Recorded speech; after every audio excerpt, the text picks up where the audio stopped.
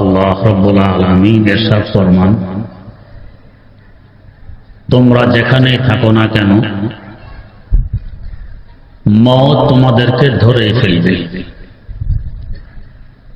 যদিও তোমরা মজবুত কিল্লায় আশ্রয় গ্রহণ করে থাকো, মওত আমাদেরকে ধরবে, এর মধ্যে সন্দেহের কোনো অবকাশ নেই। আদম আলাইহিস সালামের পৃষ্ঠ মোবারকে আল্লাহ পাক তাঁর ডান হাত রাখেন,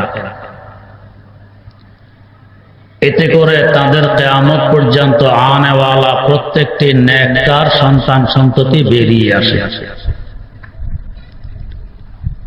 এরপর তাঁর পৃষ্ঠ মোবারকে আল্লাহ পাক নিজ কুদরতি বাম হাত রাখেন, এতে করে তাঁর কিয়ামত পর্যন্ত আনেওয়ালা প্রত্যেকটি বদকার সন্তান সন্ততি বেরিয়ে আসে। আমরা পদার্পণ করলাম বিশ্ব জগতে, বর্তমান যে জগতে আছে। এই জগতে কতদিন থাকব জানানো হয়নি। 1 সেকেন্ডও হতে পারে, 100 বছরও হতে পারে।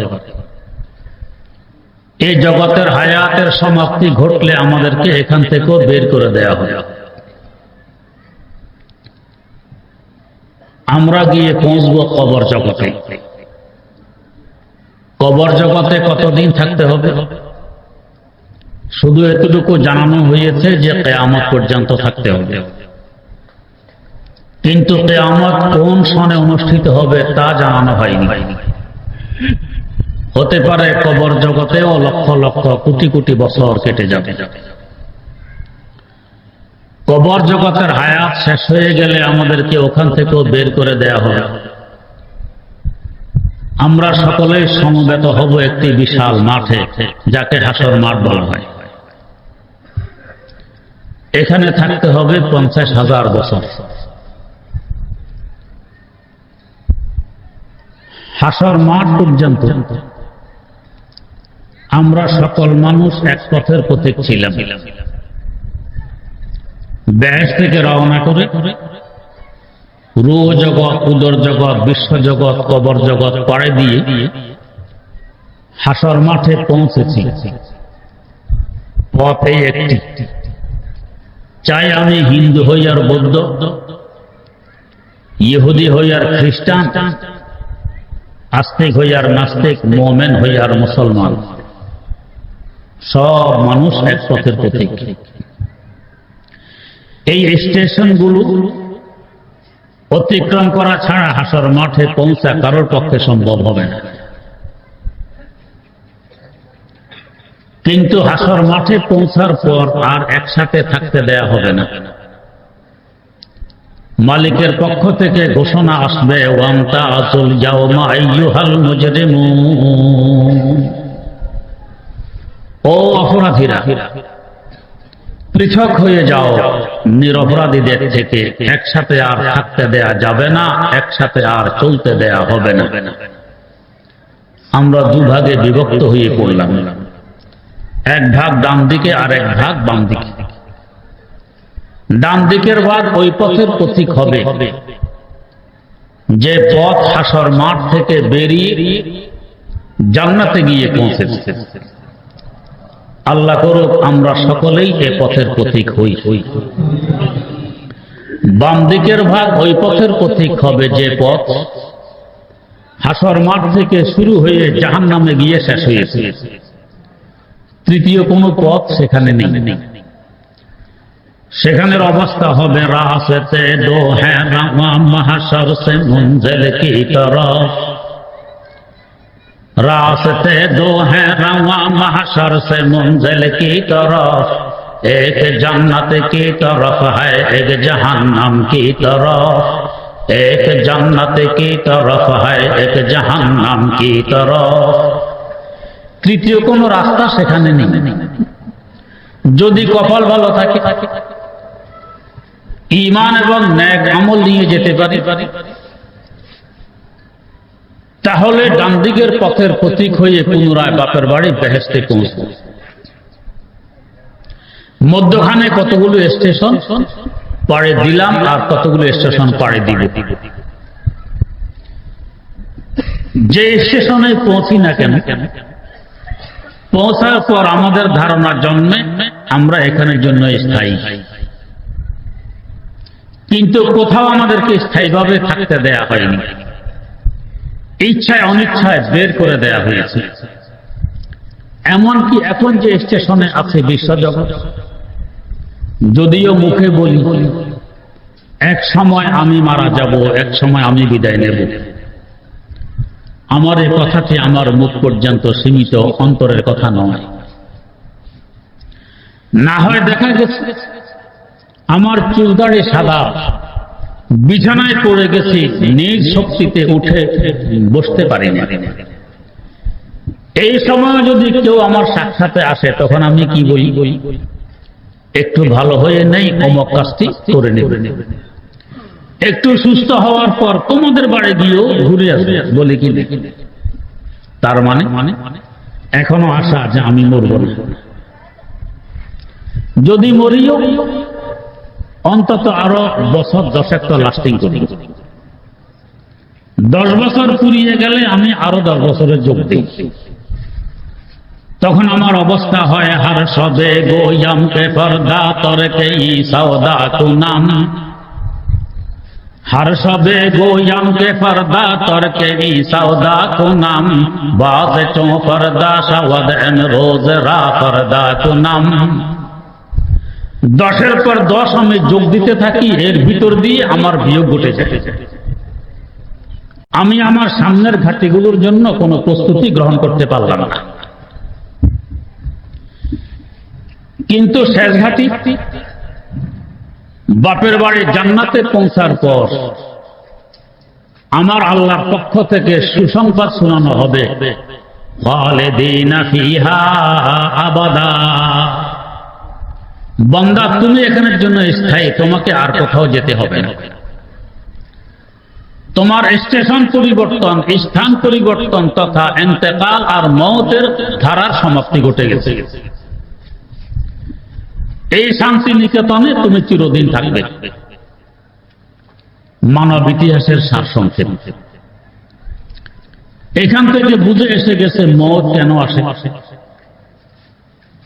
মওত মানে ইন্তেকাল, ইন্তেকাল মানে এক জায়গা থেকে আরেক জায়গায় চলে যাওয়া, স্থান পরিবর্তন করা। বেহেশত থেকে স্থান পরিবর্তন করে রূহ জগতে আসলাম,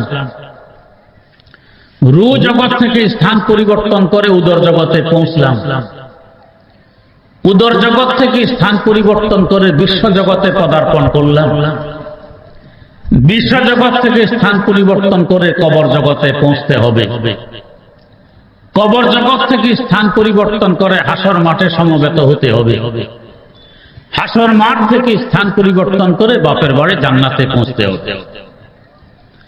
আর খোদা না করুক যদি কপাল মন্দ হয়, তাহলে শত্রুর বাড়ি জাহান্নাম ছাড়া তৃতীয় আর কোন জায়গা সেখানে নেই। তো বুঝা গেল মওত কেন আসে, আমাকে আমার বাপের বাড়ি জান্নাতে পৌঁছানোর জন্য আসে। মওত না আসলে আমি এখানেই থেকে যাব, এটার নাম তো জান্নাত নয়, বেহেশত। এখানে থাকা ভালো না বেহেশতে যাওয়া ভালো? এখানে কত রকমের মুসিবত, দুঃখ, কষ্ট, সুখ শান্তি থাকলেও তো অশান্তির একটা আতঙ্ক থাকে, কবে আবার অশান্তি নেমে আসে। বেহেশতে অশান্তি তো নেই, অশান্তির কল্পনাও নেই। বেহেশতের অবস্থা হবে বেহেশত যাকে আজারে নাবাসাদ কাছে রাবা কাছে কারে নাবাসাদ কাছে রাবা কাছে কারে নাবাসাদ। অশান্তির কল্পনাও নেই, শান্তি আর শান্তি। হাদিস শরীফে আছে দুনিয়া সিজনুল মুমিন, দুনিয়া মুমিনদের জন্য জেলখানা। জেলখানার কোন কয়েদিকে যদি শোনানো হয় আগামী জুলাই মাসের 30 তারিখে তোমাকে জেল থেকে মুক্তি দেয়া হবে, অথবা যে কোনো এক সময় তোমাকে মুক্তি দেয়া হবে, তার মানে জেলখানা থেকে স্থান পরিবর্তন করে নিজ বাড়িতে আসতে পারবে। এই লোকটা ওই দিনকে আতঙ্কের দিন মনে করবে না আনন্দের দিন মনে করবে? আনন্দের দিন। জেলখানা থেকে মুক্তি পেয়ে সে স্বাধীনভাবে নিজ বাড়িতে বসবাস করার সুযোগ পাবে, কেমন আনন্দের দিন হবে এটা। তো আমাদের জন্য তো এই দুনিয়া জেলখানা, বাপের বাড়ি আসল বাসস্থান জান্নাত আর বেহেশত। মওতের মাধ্যমে বাপের বাড়ি আর বেহেশতে পৌঁছবো, তাহলে মওতের দিন কি আমাদের জন্য আতঙ্কের হবে না আনন্দের হবে? আনন্দের হবে। আমরা বুঝার ভুলের কারণে আতঙ্কের দিন মনে করি। কেমন আনন্দ! হযরত হাফেজ শিরাজি রহমতুল্লাহ আলাইহি চেহারায় চিন্তার ছাপ, হাসি খুশি করতে দেখা যায় না। একদিন জিজ্ঞেস করা হলো, জনাব সব সময় দেখি চেহারায় চিন্তার ছাপ, হাসি খুশি করতে দেখা যায় না, কারণ কি? পেটে কোনো ব্যথা বুথা আছে? জবাব দিলেন, ব্যথা আছে, তবে পেটে নয়। কোথায় ব্যথা? ব্যথা অন্তরে। অন্তরে কিসের ব্যথা? বাপের বাড়ি জান্নাত থেকে অনেক দূরে সরে এসেছে। বাস্তব বন্ধু আল্লাহ রাব্বুল আলামিনের থেকে অনেক দূরে সরে এসেছে। অন্তরঙ্গ বন্ধু যদি বন্ধু থেকে দূরে সরে পড়ে কোনো কারণে, তার পক্ষে হাসি খুশি করা সম্ভব হয় না। সে সব সময় চিন্তিত থাকে পুনরায় আবার বন্ধুকে কখন সামনে পাবে। তার ভাষায় বলতেছেন,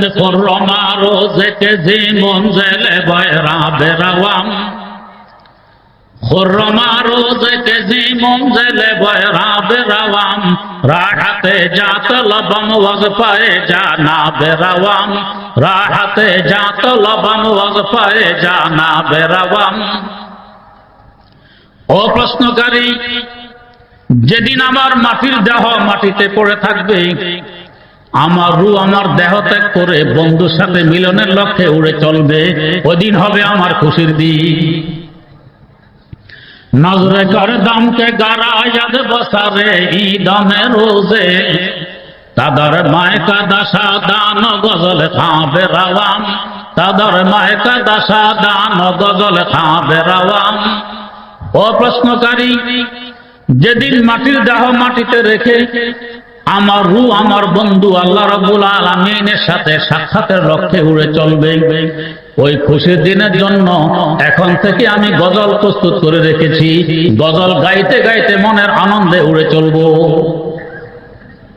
যে দিনকে আমরা আতঙ্কের দিন মনে করি, উনি বলতেছেন সেদিন আমার সবচেয়ে বেশি আনন্দের দিন। কেমন আনন্দ! হযরত খাজা মওদুদ চিশতি রাহিমাহুল্লাহ,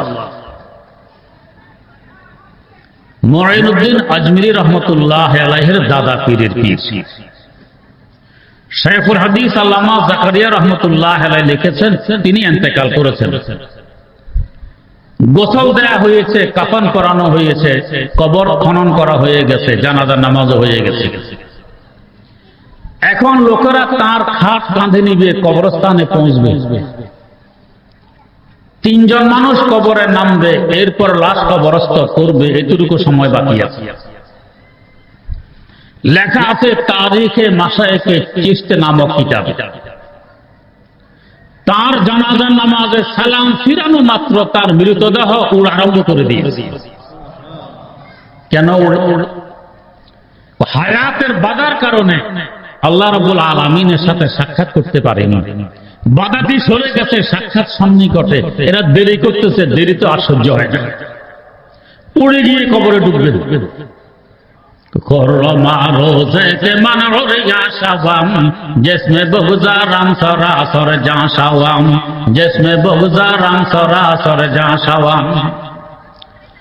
অন্তরঙ্গ বন্ধুকে পেয়ে যখন জড়িয়ে ধরেন, আনসা করে কেমন লাগে?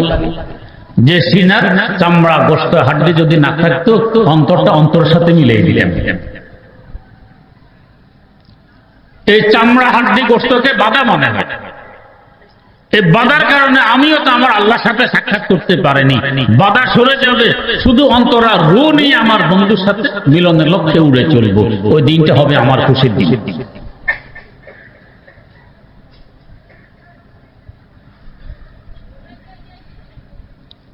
পক্ষান্তরে আল্লাহ মাফ করুক, যদি বাম দিকের পথের পথিক হই, ঈমান এবং নেক আমলের তত পুঁজি আর দৌলত আমার কাছে না থাকে, তো ঠিক ওই দিনটা হবে আমার কাছে আতঙ্কের দিন।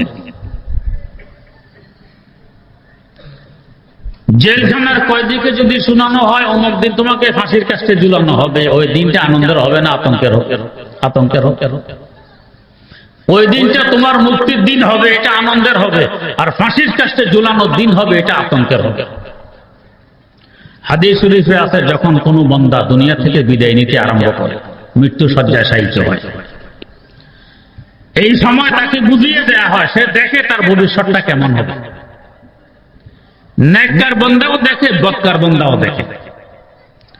নেককার দেখে তার সামনে সোনার উপর ইটের তৈরি অট্টালিকা যেন অপেক্ষা করতেছে, হৌর গেলমান তার সেবার জন্য প্রস্তুত দেখা যায়। মধুর সাগর কলকল করে বয়ে চলছে, দুধের সমুদ্র বয়ে চলছে, শরবতের নদী বয়ে চলছে, পানির নহর বয়ে চলছে। শত নয়, সহস্র নয়, লক্ষ কোটি মাইল ব্যাপী ফুল ফলের বাগান যেন বাতাসের সাথে দোল খাচ্ছে। ভবিষ্যৎ সুন্দর দেখে সে হাসতে আরম্ভ করে, মুস্কি হাসি হাসি। এই অবস্থায় তার রূহ তার দেহ ত্যাগ করে, সে টেরও পায় না কখন রূহ দেহ ত্যাগ করে গেছে। নিশানে মর্দে মোমেন বাত গোয়াম চমর গায়া তাবাসসুম বর লবে। মুমিন বান্দার আলামত আর নিদর্শন মৃত্যুকালে সে মুস্কি হাসি। তাই দেখা যায় একটু পর পর কাফনের কাপড় খুলে চেহারার দিকে তাকাইলে আগের তুলনায় চেহারা আরো সুন্দর হয়ে গেছে। মানুষ যখন দেখে তার ভবিষ্যৎ উজ্জ্বল, চেহারা তখন ফুটে ওঠে। এই বান্দার চেহারা ফুটে উঠছে, যত দেরি হয় তত চেহারা আরো সুন্দর হয়। পক্ষান্তরে যদি কোনো বেঈমান, কোন বদকার দুনিয়া থেকে বিদায় নিতে আরম্ভ করে, সেও দেখে ভবিষ্যৎটা কেমন। সে দেখে জাহান্নামে দেলিহান আগুন যেন এখনই তাকে ঘিরে ফেলতেছে। অসংখ্য বিষাক্ত সাপ বিচ্ছু তার অপেক্ষায় যেন কিলবিল কিলবিল করছে। আযাবের ফেরেশতারা লোহার ডান্ডা নিয়ে যেন তার অপেক্ষায় আছে। ভয়াবহ অবস্থা দেখে তার চোখ উল্টে যায়, চেহারা বিগড়ে যায়, মোড়ামুড়ি খায়, মোটা ঘাম বেরিয়ে আসে, মোটো যেতে রাজি নয়। যতই নারাজ থাকুক, যতই যেতে অনিচ্ছা পোষণ করুক, সময় মতো তাকে বিদায় করে দেয়া হবে। मौत जिंदगी में फर्क किया इसके सिवा, मौत जिंदगी में फर्क किया इसके सिवा, एक कदम मंजिल में है और एक कदम बाहर में है। এই অবস্থা দেখার পর কেউ যদি ঈমান আনয়ন করে কিংবা তওবা করে, গ্রহণ হয় না। যেহেতু ঈমান আনতে হবে অনদেখা বস্তুর উপর, এখন তো সে দেখতেছে।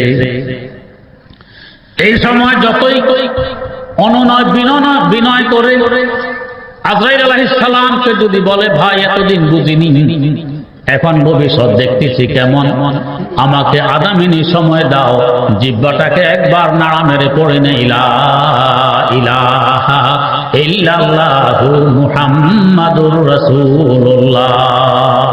এই সময় কি আজরাইল সালাম দিবেন?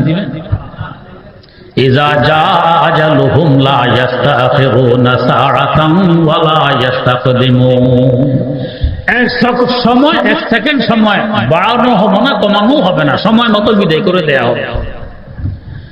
এই সময় ওই বদকার, ওই বেঈমানের অবস্থায় যেন বলে, মাইনে তুঝ পর আশিক হোকর জিন্দেগি বরবাদ কি। ও আমার গাড়ি বাড়ি, ও আমার টাকা কড়ি, ও আমার অর্থ সম্পদ, ও আমার ক্ষমতা, ও আমার পরিবার পরিজন, তোদের পেছনে দৌড়ে আমি বুঝি আমার ৮০-৯০ বছরের মূল্যবান হায়াত বিনষ্ট করে দিলাম। আমার ভবিষ্যৎ দেখি বড় ভয়াবহ।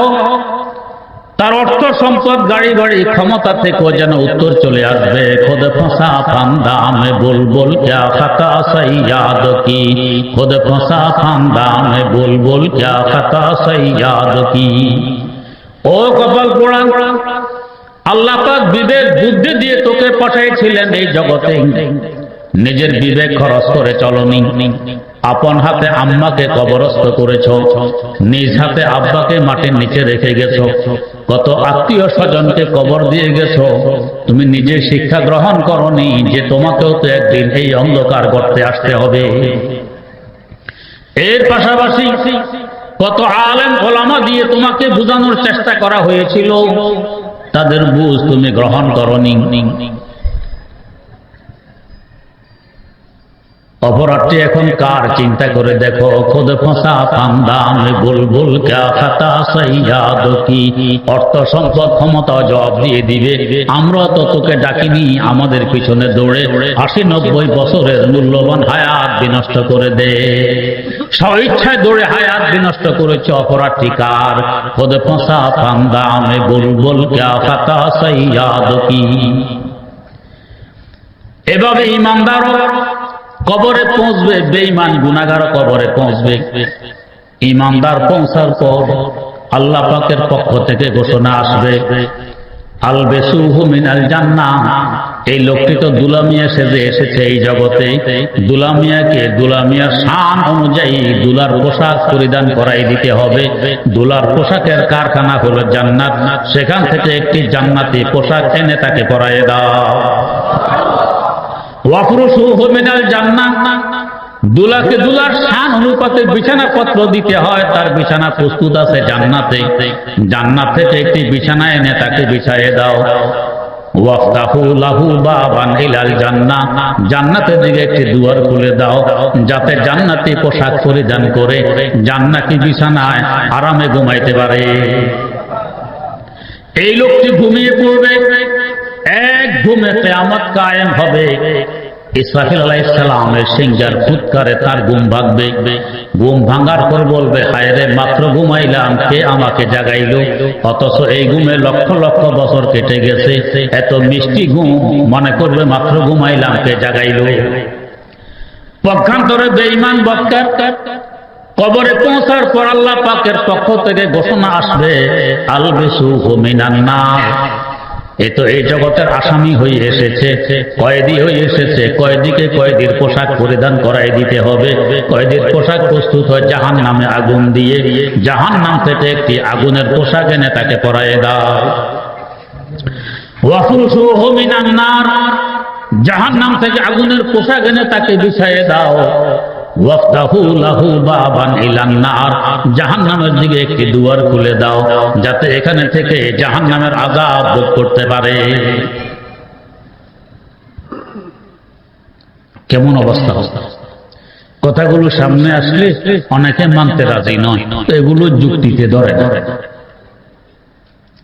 সকল কথা সকলের যুক্তিতে না ধরাই যুক্তিসঙ্গত কথা। সকল কথা সকলের যুক্তিতে ধরলে দুনিয়াতে কোনো মতানৈক্য থাকবে। কোনো কিছু আছে আপনার যুক্তিতে ধরবে, আমার ধরবে না, কিছু আছে আমার ধরবে, আপনার ধরবে না, এই জন্য তো মতানৈক্য। এক নাস্তিক দাঁড়াইয়ে ঘোষণা করলো, আল্লাহ মাফ করুক, আল্লাহ কথা বলতে কিছু নেই। একজন মুসলমান মৌলভী সাহেব দাঁড়াইয়ে তার চ্যালেঞ্জ গ্রহণ করলেন, আল্লাহ একজন আছেন, আমি প্রমাণ করিয়ে দিব। নাস্তিক বলছে, তাহলে আমি আপনাকে 3টি প্রশ্ন করছি, আমার 3টি প্রশ্নের উত্তর যদি যুক্তিসঙ্গতভাবে দিতে পারেন, বুঝবো আপনার আল্লাহ একজন আছেন, না পারলে আমার দাবিতে আমি 100% কারেক্ট। কি প্রশ্ন বলুন? 1 নম্বর প্রশ্ন, আপনার আল্লাহ এই মুহূর্তে কি করতেছেন আমাকে দেখাই দিতে হবে, না হয় আমি আল্লাহ মানব না। 2 নম্বর প্রশ্ন, আমি অনদেখা কিছু মানি না, আপনার আল্লাহ অনদেখা, মানাইতে হলে আল্লাহ দেখাই দিতে হবে, না হয় মানব না। 3 নম্বর প্রশ্ন, আপনাদের মুসলমানদের আকীদার বিশ্বাস, আপনাদের আল্লাহ অপরাধীদেরকে জাহান্নামের আগুনে পুড়িয়ে শাস্তি দিবেন। জিন জাতি আগুনের সৃষ্টি, জাহান্নামেও আগুন, আগুনের জিন আগুনে গেলে আগুনের সাথে মিশা হবে, শাস্তি কেন হবে? আগুনের সাথে আগুন মিশলে তো শাস্তি হওয়ার কথা নয়। যেমন পানির সাথে পানি মিশলে শাস্তি হয় না, বাতাসের সাথে বাতাস মিশলে শাস্তি হয় না, আগুনের সাথে আগুন মিশলে কেন শাস্তি হবে? তিনটি প্রশ্ন সামনে আসার পর মুসলমান মৌলভী সাহেব একটি ইট হাতে নিয়ে নাস্তিকের মাথায় মারলেন। নাস্তিক হাকিমের কাছে গিয়ে বিচার প্রার্থী হল, অমক মুসলমান মৌলভী সাহেবের সাথে আমার অঙ্গীকার ছিল আমি তাকে তিনটি প্রশ্ন করব। তার আমার সাথে অঙ্গীকার ছিল তিনি আমার তিনটি প্রশ্নের যুক্তিসঙ্গত উত্তর দিবেন। আমি তো প্রশ্নগুলো করে আমার অঙ্গীকার পূরণ করেছি, তিনি আমার উত্তর না দিয়ে অঙ্গীকার ভঙ্গ করেছেন, এর পাশাপাশি আমার মাথায় ইট মেরেছেন, আমি এখন ব্যথায় মারা যাচ্ছি, বিচার চাই। কোর্ট থেকে সমন জারি হলো মুসলমান মৌলভী সাহেবকে হাজিরি দেওয়ার জন্য। তিনি হাজিরি দিতে যাওয়ার সময় যে ইটখানা নাস্তিকের মাথায় মেরেছিলেন ইটখানাও তুলে হাতে করে নিয়ে গেলেন। সাক্ষী মুক্তির দরকার নেই, ইট নিজেই সাক্ষী। হাকিম সাহেব জিজ্ঞেস করলেন, মৌলভী সাহেব ভদ্রলোকের সাথে আপনার অঙ্গীকার ছিল তিনি তিনটি প্রশ্ন করলে আপনার প্রশ্নগুলোর যুক্তিসঙ্গত উত্তর দিবেন, ঠিক কিনা? জি ঠিক। তাহলে তিনি তো প্রশ্ন করেছেন, আপনি উত্তর কেন দিলেন না, অঙ্গীকার কেন ভঙ্গ করলেন? উল্টা তার মাথায় ইট মারলেন, বেচারা এখন ব্যথায় মারা যাচ্ছে, কারণ কি? মৌলভী সাহেব বললেন, আমিও তার তিনটি প্রশ্নের যুক্তিসঙ্গত তিনটি উত্তর দিয়েছি। কোথায় উত্তর? উত্তর আমার ইট মারার ভিতরে। ইট মারার ভিতরে প্রশ্নের উত্তর? জি। একটু ব্যাখ্যা দিয়ে বুঝিয়ে দিয়ে। তাহলে শুনুন, তার প্রথম প্রশ্ন ছিল আমাদের আল্লাহ এই মুহূর্তে কি করেন তাকে দেখাই দিতে হবে। আমি দেখাই দিলাম আমাদের আল্লাহ এই মুহূর্তে আমার মতো একজন মৌলবীর মাধ্যমে নাস্তিকের মাথায় ইট মারাইছেন, এই মুহূর্তে এই কাজটা করছেন, দেখাই দিলেন। 2 নম্বর প্রশ্ন, তিনি অনদেখা কিছু বিশ্বাস করেন না, আল্লাহ অনদেখা তাই বিশ্বাস করেন না, বিশ্বাস করাইতে হলে আল্লাহ দেখাই দিতে হবে। তিনি যে বলতেছেন তিনি ব্যথায় মারা যাচ্ছেন, আমরা তো তার ব্যথা দেখি না, অতএব তার কথা আমরাও বিশ্বাস করি না। ব্যথা বিশ্বাস করাইতে হলে ব্যথা দেখাই দিতে হবে। দেখানো ছাড়া যদি ব্যথা বিশ্বাস করা যায়, দেখানো ছাড়া আল্লাহকে বিশ্বাস করতে আপত্তি কোথায়? 3 নম্বর প্রশ্ন, আগুনের সৃষ্টি জিন আগুনের জাহান্নামে গেলে আগুনের সাথে আগুন মিশবে, শাস্তি কেন হবে? আমার প্রশ্ন, ইটখানা মাটির তৈরি, নাস্তিকও মাটির সৃষ্টি। মাটির সৃষ্টি নাস্তিকের মাথায় মাটির তৈরি ইট লাগলো, ব্যথা কেন হবে, শাস্তি কেন হবে? মাটির সাথে মাটি তো মিশে। যদি মাটির তৈরি মাটির সৃষ্টি নাস্তিকের মাথায় লাগলে ব্যথা হতে পারে, মাটির সৃষ্টি জিন আগুনের সৃষ্টি জিন আগুনের জাহান্নামে গেলেও শাস্তি হতে পারে। তো মৌলভী সাহেবের তো যুক্তিসঙ্গত উত্তর, নাস্তিকের তো বুঝে আসে। সকল কথা সকলের যুক্তিতে ধরবে না, এটাই যুক্তিগত কথা। বিশেষ করে এক জগতে থাকা অবস্থায় আরেক জগতের কথাকে যুক্তিতে ধরে। আমরা যখন উদর জগতে ছিলাম তখন যদি বিশ্ব জগতের কিছু কিচ্ছা কাহিনী আমাদেরকে বলা হতো বিশ্বাস করতাম। যদি বলতো বেটা এখানে তুমি স্থায়ীভাবে থাকতে পারবে না, 9 মাস পর তুমি এমন এক বিশাল জগতে পদার্পণ করবে যে জগতের মহাশূন্য দিয়ে প্লেন এবং রকেট উড়াউড়ি করে, যে জগতের স্থলপথ দিয়ে রেলগাড়ি এবং বাস দৌড়াদৌড়ি করে, যে জগতের জলপথ দিয়ে লঞ্চ এবং স্টিমার চলাচল করে, মায়ের পেটে শিশু জীবনে বিশ্বাস করতে বলতে এগুলো সব পাগলের ফল। আমি হাত পা গুছিয়ে কোন প্রকার বসে আছি, হাত পা লম্বা করার জায়গা পাই না, তুমি রকেট উড়ার কথা, রেলগাড়ি দৌড়ার কথা আর স্টিমার চলার কথা বলছো, পাগলের ফল। কিন্তু বিশ্ব জগতে পদার্পণ করার পর এখন বাস্তব না পাগলের ফলা? তো তখন কোন পাগলের ফলাপ মনে হয়েছিল? তখন ছিল এক জগতে, ঘটনাগুলো আরেক জগতে, তাই ফলাপ মনে হয়েছে। তেমনি ভাবে এখন আছে বিশ্ব জগতে, যে ঘটনাগুলো বলা হচ্ছে এগুলো হলো কবর জগতের, আসন মাঠের, জান্নাত জাহান্নামের আরেক জগতের, তাই ফলাপ মনে হয়। এক জগতে থাকা অবস্থায় আরেক জগতের ঘটনা যুক্তি দিয়ে বুঝা তো দূরের কথা, এক জগতে থাকার পরেও তো এক এলাকার কথা আরেক এলাকায় বললে ওদের যুক্তিতে ধরে। যেমন আমরা থাকি শুকনো এলাকায়, আমরা স্থলের প্রাণী। কিছু মাখলুক আছে এরা থাকে পানিতে, জলের প্রাণী, মাছ ইত্যাদি। এদেরকে যদি স্থলের কিছু কথাবার্তা বলা হয় জীবনে বিশ্বাস করতে। এক ব্যক্তি বড়শি ফেলেছে দিঘিতে, দিঘি বোঝেন তো, অনেক বড় পুকুরকে বলে দিঘি। খালি বড়শি ফেললে মাছ ধরে? বড়শির উপরে আটার কাই, ময়দার খামির কিংবা বল্লা ভেমরুলের টোবের আবরণ দিয়ে বড়শি ফেলতে হয়। বড়শি ফেলার পর দূর থেকে একটি বড় কাতল মাছ দ্রুত গতিতে আসতেছে বড়শির দিকে। আসার পথে একটি ছোট্ট পুঁটি মাছের সাথে সাক্ষাৎ ঘটে। কাতলের গতি অসাধারণ দ্রুত দেখে পুঁটি জিজ্ঞেস করে, কাতল ভাই, এত দ্রুত গতিতে কোথায় যাও? কাতল জবাব দেয়, ওই যে খাবার দেখা যায় ওটা খাইতে যাই। পুঁটি বলছে, ভাই তোমার পায়ে ধরে, যতটুকু এসেছো এসেছো, ফিরে যাও, সামনে গিয়ে বিপদের সম্মুখীন হইও না, জীবন হারাই। কাতল জিজ্ঞেস করে, বিপদ কোথায়? যেখানে খাবার দেখতেছো এখানে।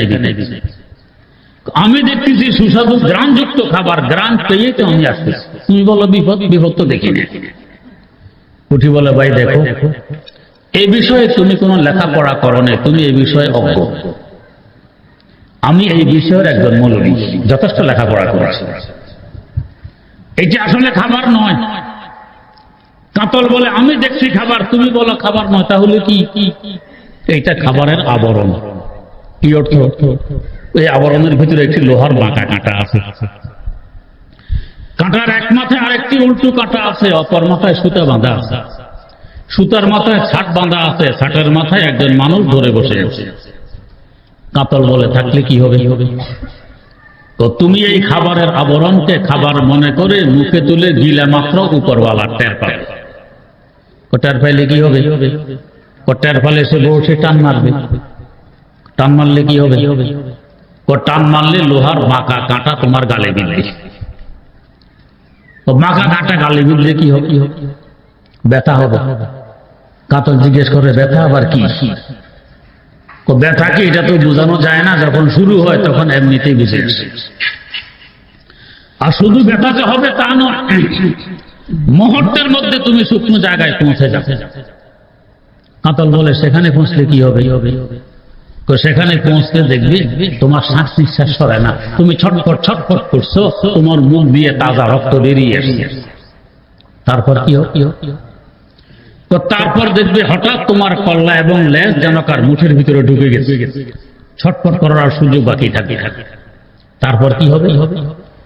তো তারপর দেখবে তোমার নিচে একখানা ধারালো বঠি দাঁড়াই আছে। কাতল জিজ্ঞেস করে, বঠির এখানে কি কাজ?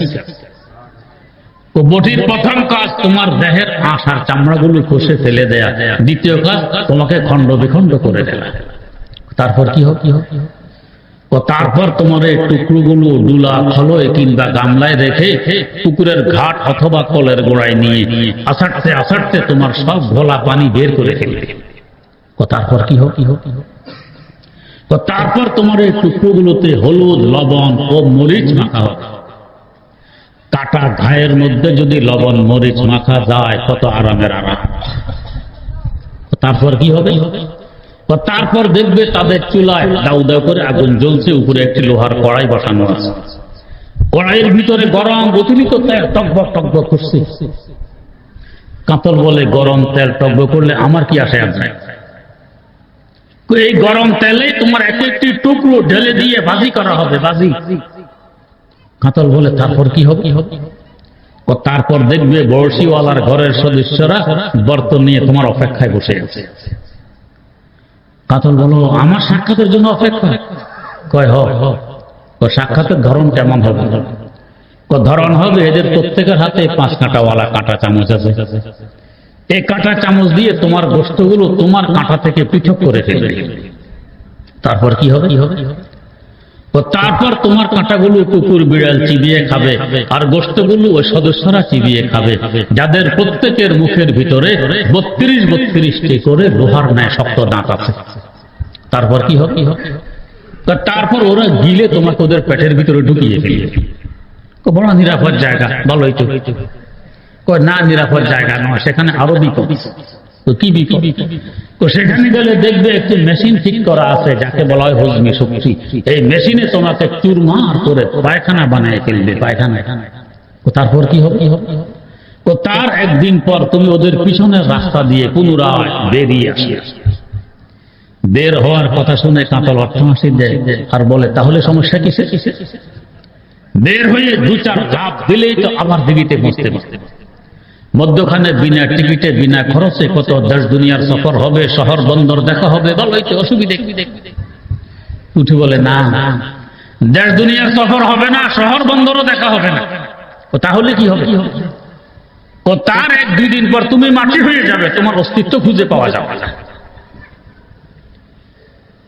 খাবার সামনে রেখে ধৈর্য আর কতক্ষণ ধরা যায়? কাতল বলে, 4 আনার মোল্লা কুটি, তোমার ওয়াজ নসিহত শেষ হয়েছে? আমাকে ধোঁকা দিয়ে অযৌক্তিক কথাবার্তা বলে নিজে খাওয়ার বুদ্ধি। কুটি বলছে, কাতল ভাই ভুল বুঝতেছ, আমাকে শত্রু ভাবতেছ, আমি তোমার শত্রু নই, তোমার মঙ্গলকামী। এখনো হাত জোর করে বলছি, ফিরে যাও, সামনে গিয়ে জীবন হারাইও না, বিপদের সম্মুখীন হইবে। কাতল চোখ রাঙ্গা করে বলছে, ও 4 আনার মোল্লা কুঠি, সারাটে জীবন কাটাইলাম এই দিঘিতে, 1 মিনিট সময় লাগে না দিঘির চতুর্দিক একবার ঘুরে আসতে পারি। জীবনে তো কোনোদিন 32 দাঁতওয়ালা মানুষের সাথে সাক্ষাৎ ঘটল না, গরম অতিলিত তেলের তাপ দেহে অনুভব হইল না, হজমে শক্তি নামে মেশিনের আওয়াজ কানে পৌঁছল না। পাগলের কলাপ কেন বকছ? তুমি তোমার কাছে যাও, আমাকে স্বাধীনভাবে আমার কাজ করতে দাও। তুমি কি জানো না আমি স্বাধীন জগতের স্বাধীন চেতনার প্রাণী, আমার স্বাধীনতায় হস্তক্ষেপের অধিকার তো তোমার নে 4 আনার মোল্লার নেই। আমার শান হলো রেহে বাহার মে আজাদ ওয়াতন সুরতে মাহি। এত তিরস্কারের পরেও পুঁটি চোখের পানি ছাড়ে, হাত জোড় করে কাকুতি মিনতি করে, কাতলকে ফিরানোর চেষ্টা করে।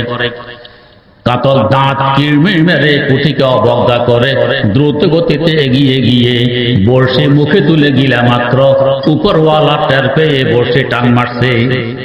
লোহার বাঁকা কাঁটা কাতলের গালে বিঁধে গেছে, এখন হাড়ে হাড়ে টের পায় ব্যথা কাকে বলে। মুহূর্তের মধ্যে পৌঁছে গেছে শুকনো জায়গায়, সেখানে পৌঁছে দেখে শ্বাস নিঃশ্বাস করে না, ছটফট ছটফট করছে, তাজা রক্ত মুখ দিয়ে বেরিয়ে আসছে। এর মধ্যে দেখে তার কল্লা আর লেজ যেন কার মুঠের ভিতরে ঢুকে গেছে, ছটফট করার সুযোগটি আর বাকি রইল না। এবার দেখে নিচে একখানা ধারালো বটি দাঁড়াই আছে, দেহের আঁশগুলো খসে ফেলে দেয়া হচ্ছে, খণ্ড বিখণ্ড করা হচ্ছে। কাতল এখন চোখের পানি ছাড়ে, কাঁদে আর পুঁটিকে স্মরণ করে, হায় রে পুঁটির কথা কেন শুনলাম না, যদি শুনতাম এ বিপদের সম্মুখীন হতাম না। কিন্তু দিন গেলে কাঁদবি রে বসে, তোর কাঁদা কেউ শুনবে না। এখন কাঁদলে কি লাভ হবে, সময় তো চলে গেছে। তেমনি ভাবে দুনিয়ার কাফের মুশরিক মুরতাদ নাস্তিক বেঈমানের গোষ্ঠীরা দ্রুত গতিতে ছুটে চলছে জাহান্নামের পথে। ওলামায়ে কেরাম জিজ্ঞেস করে, দ্রুত গতিতে ওই দিকে কোথায় যাও? তো সিনেমা হলে ঢুকতে যাই, টেলিভিশনের আসরে বসে অশ্লীল ছবি দেখতে যাই, সুদের পয়সা আনতে যাই, ঘুষের পয়সা আনতে যাই। ওলামায়ে কেরাম কাকুতি মিনতি করে ফিরানোর চেষ্টা করে, খবরদার, টেলিভিশনে অশ্লীল ছবি দেখলে, সিনেমা দেখলে অল্প সময়ের জন্য চোখ জুড়াইতে পারে ঠিক, এর পিছনে রয়ে গেছে জাহান্নামে কঠোর শাস্তির ব্যবস্থা। সুদ ঘুষের পয়সা পকেটে আনলে অল্প সময়ের জন্য হয়তো পকেট গরম থাকবে, মনে রাখবে সুদ খাওয়ার জাহান্নামের আগুন খাওয়া এক কথা, ঘুষ খাওয়ার পায়খানা খাওয়া এক কথা। ফিরে আসো, দ্রুত গতিতে ওই দিকে যেও না। কাফের মুশরিক নাস্তিকার মুরতাদের গোষ্ঠীরা চোখ রাঙ্গা করে বলে, ও 4 আনার মোল্লা, তুমি কি জানো না আমি স্বাধীন জগতের স্বাধীন চেতনার প্রাণী, আমার স্বাধীনতায় হস্তক্ষেপ অধিকার তো তোমার নেই 4 আনার মোল্লার নেই। আজ থেকে 50 বছর পূর্বে লক্ষ লক্ষ কিলোমিটার দূর চন্দ্রে পৌঁছে গেছি আমরা রকেট যুগে। পৃথিবী থেকে 8 কোটি কিলোমিটার দূর মঙ্গল গ্রহে পৌঁছার আর সামান্য বাকি আছে। রকেট যুগে পৃথিবীর চতুর্দিক একবার ঘুরে আসতে পারে মাত্র 17 মিনিট লাগে। কত সময় মহাশূন্যে কাটাইলাম, আযাব ও গজবের ফেরেশতাদের সাথে তো কখনো সাক্ষাৎ ঘটল না। জাহান্নামের আগুনের তাপ দেহে অনুভব হইল না, আযাবের ফেরেশতাদের লোহার ডান্ডার পিটুনির আওয়াজ কানে পৌঁছলো না। পাগলের কলা কেন বকছো? তুমি কি জানো না আমি স্বাধীন দেশের স্বাধীন জগতের মানুষ? আমার স্বাধীনতায় হস্তক্ষেপের অধিকার তোমার নেই, চারানার মোল্লার নেই। তুমি তোমার কাজে যাও, আমাকে স্বাধীনভাবে আমার কাজ করতে দাও। ওলামায়ে কেরাম যথাসাধ্য বুঝানোর চেষ্টা করেও যখন ব্যর্থ হন, রাতের অন্ধকারে গভীর রাত তাহাজ্জুদের পর মাওলার দুয়ারে কপাল রেখে সেইটায় পড়ে চোখের পানি ছাড়েন আর বলেন, मुझसे काना जिंदगी से दिल तो अब घबरा गया। মাওলা তোমার বান্দা শোনে না, আমার সাধ্য অনুপাতে ফেরানোর চেষ্টা করেছি, বান্দা ফিরে না। বান্দার কলবার অন্তর তো তুমি খোদার কুদরতি হাতে। তোমার কাছে ফরিয়াদ পেশ করি, তোমার এই বান্দাকে একটু তোমার দিকে ঘুরাইয়ে নাও না। বস্ত্র জুড়ে পালবাই কারে তোরা, বস্ত্র জুড়ে পালবাই কারে তোরা, কলবহা কালে তোফাইলে মোস্তফা। দিনে বুঝায় রাতে কাঁদে। কাফের মুশরিক নাস্তিক মুরতাদেরা বুঝলো না। দেখতে না দেখতে সাকরাতুল মউত তথা মৃত্যু যন্ত্রণা শুরু হয়ে গেছে। উপরওয়ালা বর্ষি টান মারলেন। এখন হাড়ে হাড়ে টের পায় মৃত্যু যন্ত্রণা কাকে বলে। মুহূর্তের মধ্যে পৌঁছে গেছে অন্ধকার গর্ত কবরে। এখন দেখে কোরআন ও হাদিসের আলোকে আলেম সমাজ যা কিছু বলেছিলেন একের পর এক সব ঘটে চলছে। এবার চোখের পানি ছাড়ে, কাঁদে আর আলেমকে স্মরণ করে, অমক হুজুরের কথা কেন মানলাম না, ইমাম সাহেবের কথা কেন শুনলাম না, যদি শুনতাম এ বিপদের সম্মুখীন হতাম না। কিন্তু দিন গেলে কাঁদে বীরে বসে, তোর কান্দা কেউ শুনবে না। এখন কানলে কি লাভ হবে, সময় তো চলে গেছে।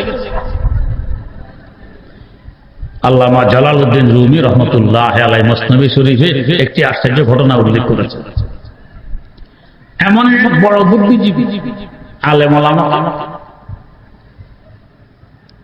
চোখের চুল মনে করে সফর করতেছে, পথে এসেছে নদী, খেয়া নৌকায় এসেছে নদী পাড়ি দিয়ে। কিছু দূর চলার পর জিজ্ঞেস করে, এই মাঝি বেটা বলো তো নদীতে জোয়ার ভাটা কেন হয় না? স্যার মূর্খ মানুষ, এগুলো আমি বুঝি টুঝি না। আহা, জীবন শেষ করেছো নদীতে, নদীতে জোয়ার ভাটা কেন হয় বোঝো না? তোমার জীবনের তো চারা নাই পিঠে। আরো কিছু দূর যাওয়ার পর আবার, এই মাঝি বেটা বলো তো সাগরের পানি লবণাক্ত কেন? তো স্যার বলছে না মূর্খ মানুষ, এগুলো আমি জানি না, কেন লবণাক্ত? আহা, জীবন শেষ করেছো সাগরের পানি কেন লবণাক্ত বোঝো না? জীবনের তো আটা নাই দেখি। আর একটু দূরে যাওয়ার পরে আবার, এই মাঝি বেটা বলো তো চন্দ্রগ্রহণ সূর্যগ্রহণ কেন হয়?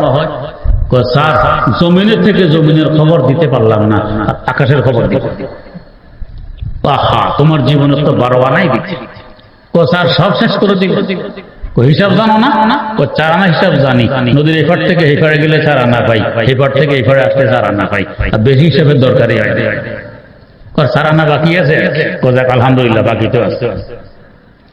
এতক্ষণে নৌকা নদীর মধ্যখানে পৌঁছে। হঠাৎ ঈশান কোণ থেকে কালবৈশাখীর ঝড়, তরঙ্গের পর তরঙ্গ নৌকায় ধাক্কা মারছে, হাবুডুবু। এখন বুদ্ধিজীবীর চোখ এরকম বড় বড় লাল রঙের। মাঝে বলছে, স্যার আমাকে ধরবেন নাকি? কি এই মুহূর্তে আমার সাথে মজাক করো? না স্যার, প্রশ্নের উত্তর দিতে পারলাম না একটারও। না চোখ এত বড় কেন করছেন, লাল রঙের কেন করলেন? দেখো না ঝড় উঠছে। তো স্যার ঝড় উঠলে কি হবে? ঝড় উঠলে এখন নৌকা ডুববে না? নৌকা ডুবলে কি হবে? নৌকা ডুবলে আমরা ডুববো না, মরবো না ডুবে? কেন ডুবে মরবেন স্যার? সাঁতার শেখেননি, সাঁতার জানেন না? না রে মাঝি, আমি তো সাঁতার শিখিনি, আমি তো সাঁতার জানি না। মাঝি সুযোগ হয়ে বলছে, বাঁচলে এবার আমার কথা হিসেব করো পিছে, তোমায় দেখি জীবন খানা 16 আনাই মিছে।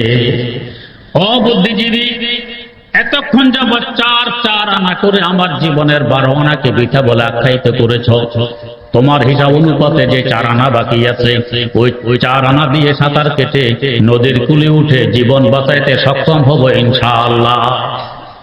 কিন্তু ওই 4 আনার সাঁতার না শিখার দরুন আমি তো দেখতে পাচ্ছি তোমার জীবনের 16 আনা নদীতে তলিয়ে যাচ্ছে। তোমায় দেখি জীবন খানা 16 আনাই মিছে। তেমনি ভাবে যখন কাফের মোশরিক নাস্তিক বুদ্ধিজীবী কবর জগতে পৌঁছবে, কবর নামী নদী পাড়ে দিতে আরম্ভ করবে। এই পারে জাহান্নাম, ওই পারে জান্নাত। ঈশান কোণ থেকে ঝড় উঠবে, মুনকার নাকির এসে প্রথম ধাক্কা মারবে, মার রব্বুকা, তোর পালন কর্তাকে চিনস কিনা? দুনিয়া থাকা অবস্থা যদি পালন কর্তাকে না চিনে, মনে করে আমার জমিন আমাকে খাওয়ায়, ব্যবসা আমাকে খাওয়ায়, চাকরি আমাকে খাওয়ায়, পালন কর্তা চিনে না, জবাব দিবে চিনি না কে আমার পালন কর্তা। দ্বিতীয় তরঙ্গ ধাক্কা মারবে, ওমা দিনুকা, তোর দিন ধর্ম কি ছিল? দুনিয়া থাকা অবস্থা যে দিন ধর্মের ধার ধারেনি, জবাব দিলে চিনি না কে আমার দিন, কি আমার দিন ধর্ম।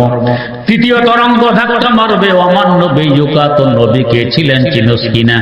দুনিয়া থাকা অবস্থা নবী সুন্নতের ধার ধারেনি, উল্টা নবীর ইজ্জত নিয়ে ছিনিমিনি খেলেছে, নবীকে নিয়ে কটাক্ষ করেছে, জবাব দিবে আফসোস কে আমার নবী, আমি তাকে চিনি না।